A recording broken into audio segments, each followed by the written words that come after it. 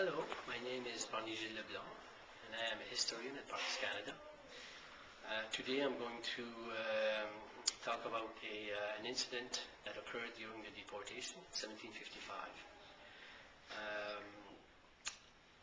On the 11th of August 1755, among the Acadian prisoners that Moncton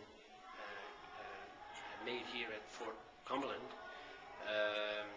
some of these men were kept in Fort Lawrence as prisoners, and the women would come each day to bring them food, and with this food they brought some breads in which they had concealed knives, and with these knives the Acadian prisoners at Fort Lawrence dug a tunnel underneath the fort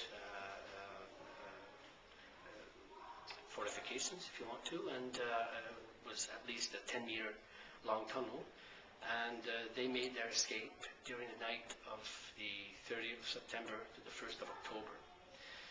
Now, they didn't choose any night. They waited for a stormy night, and of course, with the strong winds and the rain, the guards were not able to perceive them in the dark, and so they could easily make their escape.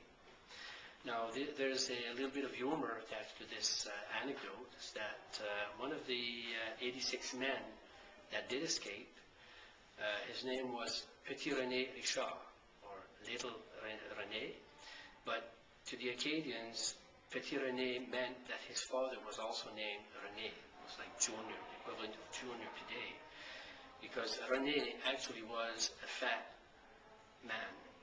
So the other prisoners asked him to go last, because otherwise he could have blocked the tunnel and they wouldn't have been able to make their escape. So here we have René Richard really struggling to go through the passage, the tunnel, and finally made his way to the outside of the fort, and with his companions headed for his family members, and with these people they either hid in the woods, present-day New Brunswick.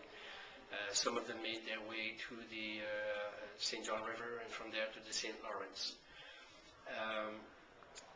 Now, these men were all from the district of what the French call Trois-Rivières, meaning the Chippewa, Petitcodiac, and Memramcook rivers, where the missionary François de Galme looked after, well, they were his parishioners, and in one of his letters he mentions this escape, as well as the commander of Fort Cumberland, Lieutenant Colonel Robert Moncton, in his journal, and also his diary, and also in one of his letters to John Winslow.